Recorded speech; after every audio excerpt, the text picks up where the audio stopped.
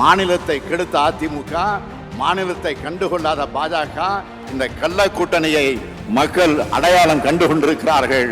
மக்கள் நலனே முக்கியம்னு செயல்பட்டு கொண்டிருக்கக்கூடிய நமது திராவிட மாடல் தமிழ்நாட்டு மக்களாகிய நீங்கள் துணை இருப்பது போல உண்மையான வளர்ச்சியை நமது நாடு காண ஒட்டுமொத்த இந்திய மக்களும் தயாராகிவிட்டார்கள். பாசிசத்தை வீழ்த்த இந்தியாவை காக்க ஸ்டாலின் அழைக்கிறேன்.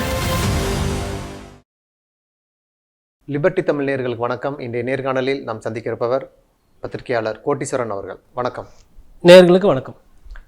நாடாளுமன்ற தேர்தல் அறிவிப்பு வந்த பிறகு எல்லா அரசியல் கட்சிகளும் பிரச்சாரத்துக்கு போயிட்டுருக்கிறாங்க. ஆனால் ஆம் ஆத்மி தலைவரும் டெல்லி முதல்வருமான அரவிந்த் கெஜ்ரிவால் அமலாக்கத்துறையால் கைது செய்யப்பட்டிருக்கிறாரு. இதற்கு முன்பு ஜார்க்கண்ட் முதல்வர் கைது செய்யப்பட்டிருந்தார். அரவிந்த் கெஜ்ரிவால் சிறையில் இருந்தாலும் ஆட்சி தொடரும் அப்படின்ட்டு ஆம் ஆத்மி அமைச்சர்கள் சொல்கிறாங்க. ஆனால் இதில் உள்ள சிக்கல் என்னென்னா 239 ஏபி பிரிவை பயன்படுத்தி ஆட்சி கலைப்புக்கு வாய்ப்பு இருக்குது, ஜனாதிபதி ஆட்சி அமல்படுத்த வாய்ப்பு இருக்குதுன்னு சொல்கிறாங்கல்ல, இது நீங்கள் எப்படி பார்க்குறீங்க? ஓகே, ஒரு 3 கேள்விகள் இருக்குது உங்களோட அந்த முதல் கேள்வியிலே. 3 விஷயங்கள் நம்ம விவாதிக்க வேண்டியது இருக்குது. முதல்ல தேர்தல் நேரம் வந்துச்சு, எல்லா அரசியல் தலைவர்களும் பிரச்சாரத்துக்கு போயிட்டாங்க அப்படின்னு சொன்னீங்க. இரண்டாவது டெல்லியில் இருக்கக்கூடிய அமைச்சரவை, அரவிந்த் கெஜ்ரிவால் தலைமையில் இருக்கக்கூடிய அமைச்சரவை என்ன ஆகும்? மூணாவது இந்த ஆட்சி கலைக்கப்படுமா அப்படின்னு. ஃபஸ்ட்டு எல்லா தலைவர்களும் பிரச்சாரத்துக்கு போகல. பாரதிய ஜனதா கட்சியில் யார் யாரெல்லாம் கூட்டணியில் இருக்காங்களோ அவங்க தான் பிரச்சாரத்துக்கு போயிட்டுருக்காங்க. அவங்க கூட்டணியில் யாரெல்லாம் இல்லை, அவங்களுக்கு எதிரான மனநிலையில் இருக்காங்க, கூட்டணி வேண்டான்னு ஒதுங்கி இருக்கிறவங்கலாம் ஒன்று ஜெயிலில் இருக்கிறாங்க, இல்லைனா கஸ்டடியில் இருக்கிறாங்க. அமலாக்கத்துறை கஸ்டடியோ ஏதோ ஒரு கஸ்டடி. இப்போ உதாரணத்துக்கு நம்ம இங்கே ஆரம்பிக்கணும்னா இப்போ ஐயா திரு அரவிந்த் கெஜ்ரிவால்லேருந்து ஆரம்பிக்கலாம். சமீபத்தில் கைது செய்யப்பட்ட ஜார்க்கண்டோட சீஃப் மினிஸ்டர் சோரன் அவரில் ஆரம்பிக்கலாம். அப்போ இதெல்லாம் வைத்து பார்க்கும்போது என்னென்னா, இப்போ குறிப்பாக ஆம் ஆத்மி கட்சியை பொறுத்தவரையிலும் பார்த்திங்கன்னா அவங்க ஒரு 25லேருந்து 30 பாராளுமன்ற தேர்தலில் அவங்க களம் காண்றாங்க, கூட்டணியிலையோ இல்லை தனியாக. அவங்களுக்கு அங்கே வெற்றி வாய்ப்பு நல்லா இருக்குன்ற மாதிரி இருக்குது. அப்போ இந்த கட்சியில் பார்த்திங்கன்னா 3 முக்கிய தலைவர்கள் கைது செய்யப்பட்டு இன்றைக்கி ஜெயிலில் இருக்காங்க. அதாவது பிரச்சாரம் கூட போய் பண்ண முடியாது, தேர்தல் நேரத்தில் போய் வாக்கு செய்யணும். இப்போ இது பண்ண அந்த கட்சியோட நிலைப்பாடு தான்.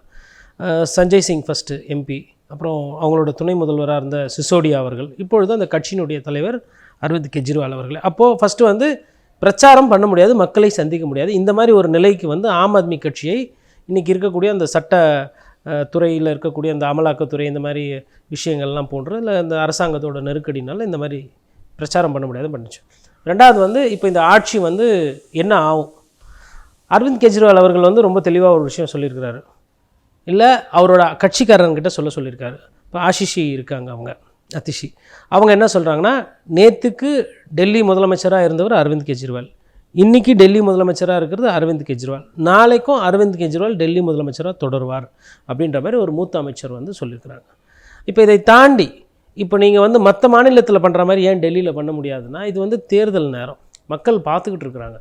மக்களால் தேர்ந்தெடுக்கப்பட்ட ஒரு ஆட்சியை நீங்கள் அதை களங்கப்படுத்துகிறீங்க, இல்லை அதை கலைக்கிறீங்க அப்படின்னும் பொழுது மக்களோட கோபத்துக்கு ஆளாவீங்க.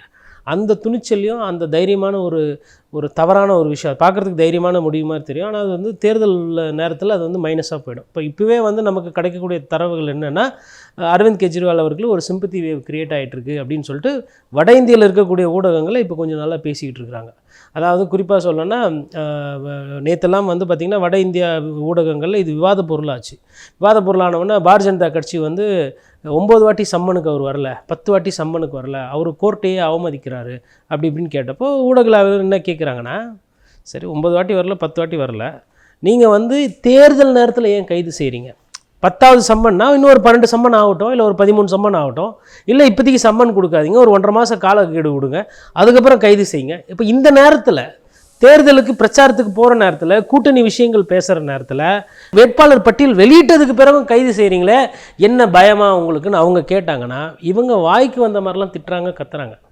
நேற்று இந்தியா டுடேயில் ஐயா ராஜீவ் சர்தேஸ் ஐயா அந்தளவுக்கு மலிவாக என்ன பேச முடியுமோ அந்த மாதிரி பாஜக பேச்சாளர்கள் பேசிட்டாங்க.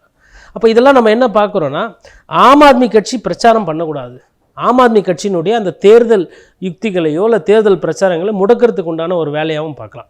சரி, இப்போ நீதி விசாரணை நடத்தக்கூடாதா?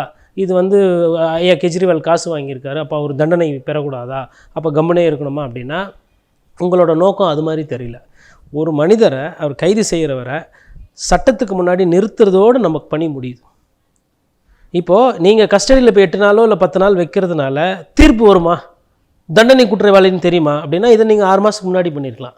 அப்போ பண்ணாமல் அப்போ இப்போ ஏன் பண்ணுறீங்கன்னா தேர்தல் காழ்ப்புணர்ச்சின்றது அப்பட்டமாக தெரியுது. இன்னொன்று, அமலாக்கத்துறை என்பது நெறி சார்ந்த ஒரு துறையாக இருக்குமே, ஆனால் ஏன் வந்து தொடர்ந்து எதிர்க்கட்சியில் இருக்கிறவங்க மீதே வந்து நடவடிக்கை வருது, ஏன் ஆளுகின்ற கட்சி மீது எதுவுமே வரலன்றது மூத்த வழக்கறிஞர்களும் கேட்குறாங்க. இல்லை, இதில் இன்னொரு சொல்லக்கூடிய குற்றச்சாட்டு என்னென்னா, இந்த வழக்கில் இதற்கு முன்பு கைது செய்த மணிஷ் சிசோடியா அவர் பல மாதங்களுக்கு மேலாக சிறையில் இருக்கிறாரு, இன்னும் குற்றப்பத்திரிகை தாக்கல் செய்யலை. அமலாக்கத்துறை கைது செய்யக்கூடிய எல்லா வழக்குகளுமே குற்றப்பத்திரிகை தாக்கல் செய்யப்படாமல் தான் இருக்குது. இந்த வழக்கில் கூட கெஜ்ரிவால் அவர்கள் வந்து சிபிஐ, இதே வழக்கு சிபிஐயில் விட்னஸாக இருக்கிறாரு, ஆனால் அமலாக்கத்துறை சார்பில் வந்து குற்றவாளியாக இருக்கிறாரு. இந்த மாறுபட்ட முரணை எப்படி பார்க்குறீங்க? அதாவது சிபிஐயோட அந்த வழக்காடும் தன்மை வந்து வேறு, அமலாக்கத்துறையோட வழக்காடும் தன்மை வேறு. சிபிஐயில் வந்து பார்த்திங்கன்னா நீங்கள் வந்து எவிடன்ஸ்லேருந்து எல்லாமே வச்சு ப்ரொடியூஸ் பண்ணும்போது பெயில் வாங்குறது சுலபம், அமலாக்கத்துறையில் பெயில் வாங்குறது கடினம். சிபிஐயில் வந்து உங்களுக்கு ஒரு 2 மாதம் ஆயிடுச்சு, 3 மாதம் ஆகி போச்சுன்னா ஆட்டோமேட்டிக்காக பெயில் வந்துடும். பெயில் வந்துட்டு ஒரு பாண்டு கொடுத்து இந்த சட்டத்து பிரகாரம் நாங்கள் விசாரிப்போம். கோர்ட்டு இறுதி முடிவு சொல்லும்போது நீங்கள் நிரபராதியா இல்லை குற்றவாளியான கோர்ட்டு முடிவு செய்யும். பட் இந்த பிஎம்எல்ஏ ஆக்டில் என்ன பிரச்சனைனா, அவங்களுக்கு வந்து இந்த பெயில் கொடுக்குற கண்டிஷனு, அந்த தரவுகள் வெளியில் சொல்ல வேண்டிய அந்த கட்டாயம், அந்த வெளிப்படைத்தன்மை வந்து அந்தளவுக்கு பண்ணப்பட வேண்டிய அவசியம் இல்லை. அந்த முகாந்திரம் இருக்கிற காரணத்தினால இவங்க என்ன பண்ணுறாங்கன்னா, சிபிஐ சம்மந்தமாக அந்த விஷயமாக வழக்கை பதிவு பண்ணாமல் அமலாக்கத்துறை மூலிமா வழக்கை பதிவு பண்ணி எஃப்ஐஆரை போட்டு இதெல்லாமே சீல்டு கவரில் வச்சு நீங்கள் அந்த சம்மந்தப்பட்ட நீதிபதிக்கிட்ட கொண்டு காட்டினா போதும். மற்ற யார்கிட்டையும் நீங்கள் அதை பற்றி தன்மையை சொல்லணும்னா இந்த அமலாக்கத்துறை விவகாரங்களில் வந்து பெயில் வாங்குறது ரொம்ப கடினம். அது இதுக்கு முன்னாடி இது புதுசாக வந்த சட்டம், சமீபமாக தான் வந்து ஒரு 7-8 வருஷமாக இதை பற்றின ஒரு பேசுபொருள் இருக்குது, இதுக்கு முன்னாடி கிடையாது. இப்போ இதை நீங்கள் சிபிஐயில் கைது செய்கிறாங்க இல்லை லஞ்ச ஒழிப்பு குற்றங்களில் கைது செஞ்சாங்கன்னா அதற்கு வந்து முன் உதாரணங்கள் இருக்குது. இந்த தன்மைனா நீங்கள் வந்து இத்தனை நாளில் பெயில் கொடுக்கணும், இது திருப்பி மறு விசாரணைன்னா இது முறை அப்படின்ற மாதிரி அந்த மாதிரி விஷயம் எல்லாமே வந்து என்ஃபோர்ஸ்மெண்ட் டைரக்டரேட்டுக்கு, அமலாக்கத்துறை சட்டத்துக்கு வந்து இதெல்லாம் புதுசு. அதனால தான் இந்த புது சட்டத்தின் வழியில் போடுறதுனால அதிகப்படியாக உங்களை யாரை எப்படி வேணால் நீங்கள் பழி வாங்க முடியும். அதனால தான் இவங்க வந்து இந்த வழியில் போகிறாங்க, சிபிஐ வழி போகாமல் இடி வழி போகிறதுக்கு காரணம் இதுதான். ஒருபுறம் இந்த கைது நடவடிக்கைக்கு பின்புலமாக பார்க்கப்படுது என்னென்னா, எதிர்க்கட்சிகள் சொல்லக்கூடிய குற்றச்சாட்டு இந்த தேர்தல் பத்திர விவரங்களை மடைமாற்ற தான் இதை வந்து இந்த கைது நடவடிக்கைன்னு சொல்கிறாங்க. ஏன்னா இப்போ பிரசாந்த் பூஷன் அவர்கள் சொல்கிறாரு, அமலாக்கத்துறை வருமான வரித்துறை சோதனை நடத்திய 41 நிறுவனங்களிலிருந்து 2171 கோடி ரூபாய் வாங்கியிருக்கிறாங்க நன்கொடையா பாஜகன்னு சொல்கிறாங்க. அதுவும் இடி ரேடு நடத்தின உடனே 1700 கோடி ரூபாய் வந்திருக்கு.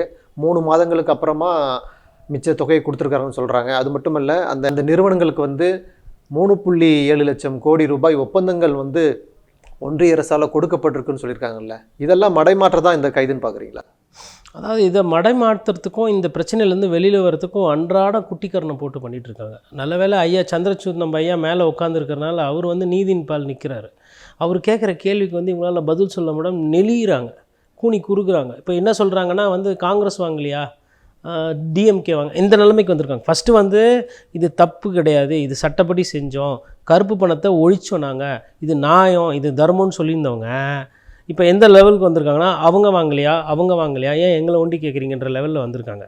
இதுக்கு அடுத்து அம்மையார் நிர்மலா சீதாராமன் இன்னும் ஒரு படி போய் என்ன பண்ணுறாங்கன்னா, பத்திரிகையாளர் கேட்கும்போது நாங்கள் வந்து அதாவது ரெய்டு விட்டதுக்கப்புறம் நாங்கள் பாண்டு வாங்கலை, ரெய்டு விட்றதுக்கு முன்னாடியே நாங்கள் பாண்டு வாங்கியிருக்கோம், அப்போ அவங்க வந்து தேர்தல் நிதி வாங்கியிருந்தாலும் வாங்கலனாலும் நாங்கள் ரெய்டு விட்ருக்கோம், அப்போ இது எங்கள் மீது நம்பகத்தன்மை கூடுதல் இல்லைன்னு புது விளக்கத்தை கொடுக்குறாங்க. நான் என்ன சொல்கிறேன்னா, ரெய்டு விடுற அளவுக்கு முகாந்திரம் இருக்குது ஒரு நிறுவனம், அது வந்து வரி ஏய்ப்பு பண்ணுது, ஒரு தவறான ஒரு முன்மாதிரியாக ஒரு நிறுவனம் இருக்குன்னா அந்த நிறுவனத்துக்கிட்டே எதுக்கு சவகாசம் வச்சுக்கிறீங்கன்ற அந்த கேள்வியை நம்ம பாரதிய ஜனதா கட்சி கொண்டு கேட்கல. இந்த கேள்வி நம்ம திமுகவுக்கும் கேட்குறோம், திரிணாமுல் காங்கிரஸுக்கும் கேட்குறோம், காங்கிரஸுக்கும் கேட்குறோம். இது வந்து ரொம்ப அநாகரிகமாக அசிங்கமாக இருக்கே.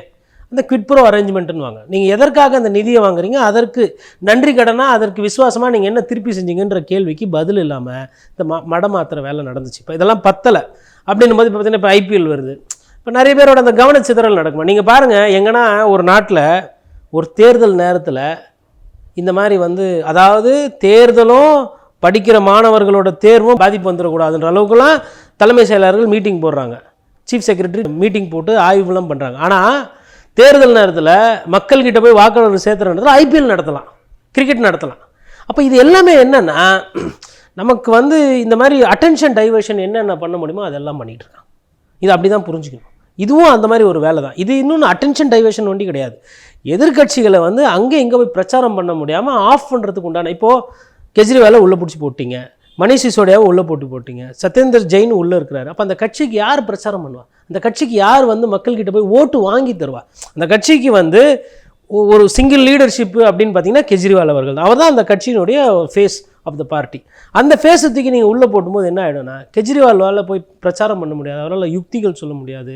இப்போ இந்தியா கூட்டணி மாதிரி ஒரு கூட்டணி அமைக்குன்னா அந்த மேடையில் கெஜ்ரிவால் இருக்க மாட்டார். இது வந்து தலைநகர் டெல்லியில் நடக்குது.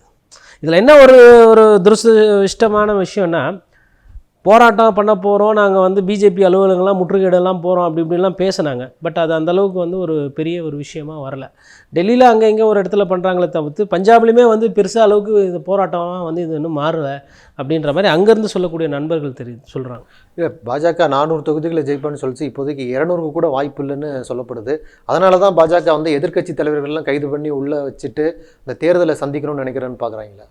இல்லை, இதில் பார்க்குறதுக்கு ஒன்றும் இல்லை. இது அப்பட்டமாக அசிங்கமாக வெளியில் தெரியுது இல்லைங்களா? இதில் மறைக்கிறதுக்கு என்ன இருக்குது? நான் என்ன சொல்கிறேன்னா, தேர்தல் நேரம் அவங்க வந்து நேற்று காலையில் குற்றம் பண்ணல, நீங்கள் போய் மறுநாள் காலையிலே பிடிக்கிறதுக்கு. அவங்க குற்றம் எப்பயோ பண்ணியிருக்காங்க. நான் அவங்க குற்றவாளி இல்லை, அவங்களாம் யோகிய சிகாமணிகள்லாம், அது என் வாதம் கிடையாது. குற்றமே பண்ணியிருக்கட்டும். தேர்தல் நேரத்தில் ஒரு 2 மாதம் அவங்கள எந்த தொல்லையும் பண்ணாமல் மக்களை சந்திக்க விடுங்களேன். அவங்க மறுபடியும் லஞ்ச பணமே வச்சுருட்டோம், ஊழல் பணமே வச்சுருட்டோம், அது எதுவுமே மக்கள்கிட்ட சந்தித்து செலவு பண்ணிட்டோமே. அப்போ மக்கள், இது வந்து திருவிழா நேரம். யாருக்கு திருவிழா? மக்களுக்கு திருவிழா நேரம். இந்த நேரத்தில் வந்து உங்களோட அரசியல் காழ்ப்புணர்ச்சிக்காக நீங்கள் எல்லாரையும் ஒவ்வொருத்தரையாக கைது பண்ணி வச்சிங்கன்னா அவங்க எப்படி வந்து அந்த, அதாவது ஒரு தவறான ஒரு திருடர் இல்லை ஒரு கொலைகாரன் அப்படின்னா கூட அவனுக்கு குறைந்தபட்ச ஒரு நேரம் கொடுக்கணும், குறைந்தபட்ச ஒரு டைம் கொடுக்கணுன்றது சட்டம் சொல்லுது. அப்போ நான் வந்து உங்கள் வாதத்துக்கே வந்துடுறேன்ப்பா, இவங்க எல்லாம் தப்பு பண்ணவங்க, தப்பு பண்ணியிருக்காங்கன்னு தெரியுது. ஒரு 2 மாதம் கழித்து நீங்கள் அந்த நடவடிக்கை எடுங்க. ஏன் இந்த நேரத்தில் பண்ண வேண்டிய அவசியம் என்ன, கட்டாயம் என்ன? இது அசிங்கமாக அருவருப்பாக தெரிகிறது அல்லவா? இல்லை, இந்த கைதுலாம் பண்ணால் இந்தியா கூட்டணி ஒற்றுமை இடையும், மக்களிடையே அப்பட்டமாக தெரியும்னு பாஜகவுக்கு தெரியாதா? பாஜகவுக்கு தெரியல. பதவியை, அதிகாரம் அவங்க கண்ணை மறைக்குது. ஒரு தொண்டனுக்கு என்னங்க வேணும்? உற்சாகம், ஒரு கோபமோ இல்லை ஒரு சந்தோஷமோ எப்போ வரும்? அந்த கட்சி வெற்றி பெற்றா வரும், இல்லை அந்த கட்சி தலைவனை தூக்கி ஜெயிலில் போட்டால் வரும். இன்றைக்கி ஆம் ஆத்மி கட்சி தொண்டர்கள்லாம் வந்து இன்றைக்கி வந்து ஒரு ஒரு ஒரு ஒரு கோபத்துலேயும் ஒரு வீரியமாக எழுந்துட்டுருக்குறாங்க. எல்லா இடத்துலையும் பாருங்கள், அங்கே அதாவது டெல்லியிலலாம் போராட்டம். நான் என்ன சொல்லுவேன்னா, நாடு தழுவிய போராட்டமாக மாறி இருக்கும். ஏன்னா டெல்லி என்பது தலைநகருங்க, ஒட்டுமொத்த இந்தியாவுக்கு தலைநகர். தலைநகரில் இருக்கக்கூடிய ஒரு முதலமைச்சரை கைது செஞ்சுருக்கிறாங்க. கைது எப்போ செஞ்சுருக்கலாம்? எப்போ வேணால் செஞ்சுருக்கலாம். ஆனால் தேர்தல் நேரத்தில் ஏன் செய்கிறீங்க? ஊரை விட்டு ஓட போகிறதில்ல கெஜ்ரிவால் அவர்கள். கொலைகேஸ் கிடையாது, இல்லை தீவிரவாதி கிடையாது, வெளியில் விட்டால் 10 பேர் சுற்றுவார் துப்பாக்கி எடுத்து கிடையாது. நீங்கள்லாம் என்ன பண்ணுறீங்களோ அதே தான் பண்ணிட்டார் அவரும், அப்படி வச்சுக்கிடுவோம். அப்படி இருக்கும்போது இந்த நேரத்தில் அவரை போட்டு அமுக்க வேண்டிய காரணம் என்ன? இந்த நேரத்தில் ஏமன் சோரன் கட்சியில் இருக்கக்கூடிய அந்த சோரன் முதலமைச்சரை வந்து ஏன் பண்ணீங்க? ஏன் வந்து மணிஷ் சிசோடியாவை இன்னும் வெளியில் விட மாட்டேன்றீங்க?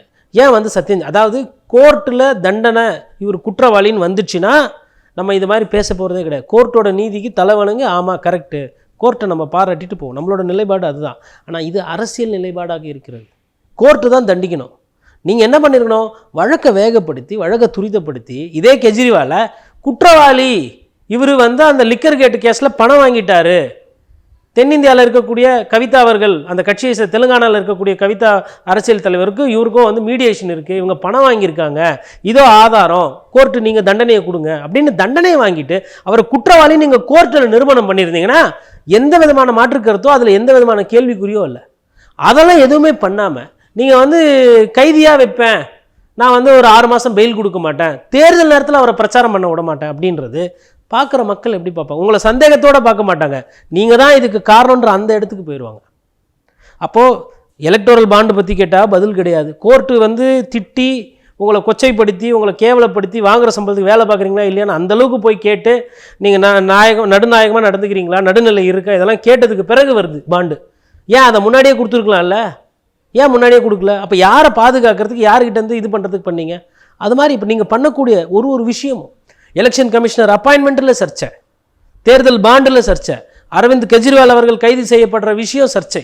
அப்போ முழுசாக எல்லாமே சர்ச்சையாகுது. சர்ச்சையெல்லாம் பண்ணி விட்டு பூட்டானில் போயிட்டு பதவி ஒன்று கொடுத்துருக்காங்க, டைட்டில் கொடுத்துருக்குறாங்க, அதை வாங்கிட்டு அங்கே பிரதமர் வந்து அமைதியாக இருக்கிறார். இப்போ தேர்தல் ஆணையர் நியமனம் குறித்து உச்சநீதிமன்றம் கவலை தெரிவிச்சிருக்குது. அதாவது 200 பேரில் 6 பேரை வந்து ஒரு சில மணி நேரங்களிலே எப்படி நீங்கள் தேர்ந்தெடுத்தீங்க அப்படின்னு சொல்லி ஒரு கவலை தெரிவிச்சிருக்கிறாங்களே, இதை நீங்கள் எப்படி பார்க்குறீங்க? அவங்களால கவலையை தான் தெரிவிக்க முடியும். சட்டத்தில் என்ன இருக்கோ அதை தான் பண்ண முடியும். உச்சநீதிமன்றம் வந்து சட்டத்தில் இல்லாத ஒரு விஷயத்தை பண்ண முடியாது. சட்டப்படி வந்து எலெக்ஷன் கமிஷனர் அப்பாயிண்ட் பண்ணுற அந்த உச்ச வரம்பு வந்து அரசாங்கத்துக்கிட்ட தான் இருக்குது. குறிப்பாக சொன்னால் அந்த கோர்ட்டுக்குன்னு இருந்த அந்த ஒரு சில சலுகைகளையும் எடுத்துகிட்டு அவங்களுக்கு இருந்த அந்த இப்போ ஒரு சில டியூட்டிஸ் இருந்தது, அதையுமே வந்து கிரிப்பிள் பண்ணிவிட்டு எல்லாமே கவர்மெண்ட்டுக்கிட்டன்ற மாதிரி கொண்டு வந்து விட்டுட்டாங்க. அப்படி இருக்கும்போது கோர்ட்டால் அதற்கு மேலே எதுவும் பண்ண முடியாது. இப்போ எலக்டோரல் பாண்டு சொல்கிறீங்கன்னா அங்கே அந்த ஃபண்டமெண்டல் ரைட்ஸ்னு ஒன்று இருக்குது. அதில் வந்து டிரான்ஸ்பரன்சி, ரைட் டு எக்ஸ்பிரஷன் இல்லை ரைட் டு ஃபண்டமெண்டல்ஸ் ஆக்ட் அதை பாதுகாக்கணும், டிரான்ஸ்பரன்சி நான் பண்ணணும், ரைட் டு இன்ஃபர்மேஷன் ஆக்டை நான் பாதுகாக்கணும்னு சொல்லிட்டு கோர்ட்டால் அந்த சட்டத்தை பாதுகாக்கிறதுக்காக வருது. பட் இதில் வந்து சட்டம் எதுவும் இன்வால்வ் ஆகலை. உனக்கு வேண்டியது ஒரு எலெக்ஷன் கமிஷனர் ஆஃபீஸர் தானே, நாங்கள் தரோம் ஆஃபீஸர், நாங்கள் குஜராத்லேருந்து தருவோம், இல்லை எங்கள் மனநிலையில் இருக்கிற மாதிரி ஆஃபீஸர் தருவோம், 200 பேரில் இவங்களும் குவாலிஃபை ஆகிறாங்கன்னு சொல்லிட்டு போட்டாங்க. அதனால் கோர்ட் வந்து வருத்தம் தான் தெரியும். உச்சநீதிமன்ற தலைமை நீதிபதியே தேவையில்லை அப்படின்னு சொல்கிறத உச்சநீதிமன்றம் தலையிடாது அப்படின்னு நினைக்கலாம். அப்படி இல்லைங்க, கோர்ட்டால் வந்து கோர்ட்டுக்குன்னு ஒரு மாண்பு இருக்குது. கோர்ட் வந்து ஒரு அரசியல் கட்சி அல்ல, அவங்க வந்து நடுநிலையான ஒரு மக்கள் சார்ந்த ஒரு அமைப்பு. அது மக்களுக்கு நீதி எங்கெல்லாம் தவிர்க்கப்படுதோ இல்லை மக்களுக்கு நீதி எங்கெல்லாம் வழங்கப்படலையோ அந்த மாதிரி விஷயத்தெல்லாம் தான் ஆர்டிகல் 226 மூலிமா அவங்க உள்ளே வர முடியும். ஒரு சில ஆர்டிக்கல் தான் ப்ரொவிஷன்ஸ் இருக்குது, எல்லா ஆர்டிக்கலையும் அவங்க இம்போஸ் பண்ண முடியாது. அது மாதிரி இருக்கும்பொழுது இது என்ன, இது இவங்க சொன்னா கேட்கவா போகிறாங்க, எக்கெடுக்கட்டு ஒழிங்க அப்படின்ற மாதிரி, நீங்கள் எப்போனா தப்பு பண்ணுவீங்களோ அப்போ பார்த்துக்குறோம் அப்படின்ற அந்த மனநிலையில் இருக்கிறாங்க. அவங்க வந்து அல்பைகள் கிடையாது. அதெல்லாம் முடியாது, ஏற்றுக்க முடியாது, எங்காலும் ஒரு ஆள் உள்ளே போகணும். இது வந்து கட்சி பேர சீட்டு கிடையாது, கூட்டணி கிடையாது. இது வந்து ஒரு சட்டத்தின் அடிப்படையில் என்ன செய்ய முடியுமோ அதை தான் சரி. அதாவது அவங்க வந்து அவங்களோட அந்த எல்லையை தாண்டது. இப்போ நேற்று கூட பாருங்கள், கோர்ட்டு, சுப்ரீம் கோர்ட்டு, கவர்னர் அவர்கள் வந்து பதவி பிரமாணம் செய்யவில்லை. கவர்னர் வந்து பதவி பிரமாணம் செய்யின்னு சொல்லலை.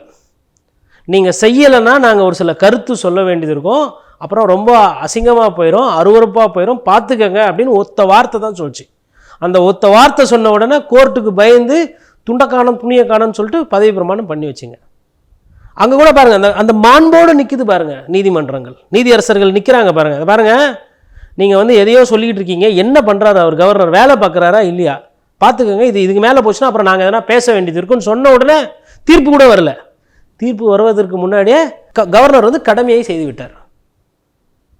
இப்போது அது மாதிரி தான் இந்த விஷயங்களும் நம்ம பார்க்க முடியும். எல்லாத்துக்கும் வந்து தீர்ப்பு வந்து ஒரு சில நேரத்தில் நடைமுறையில் சாத்தியம் கிடையாது. கவர்னரை வந்து இதுக்கு முன்னாடி வந்து கோர்ட்டு வந்து கட்டாயப்படுத்தியது கிடையாது, இன்னாருக்கு பதவி பிரமாணம் பண்ணிவேன். பட் இதுலேயே வந்து கோர்ட்டு கட்டாயப்படுத்தலை. சாமர்த்தியமாக அவங்க வந்து ஒரு முறையை கேள்வி கேட்குறாங்க, ஐயா உங்கள் வேலை தானே இது, உங்கள் வேலையை நீங்கள் செய்கிறீங்களா, அப்போ கவர்னர் வந்து அதுக்கு விளக்கம் கொடுக்கணும்.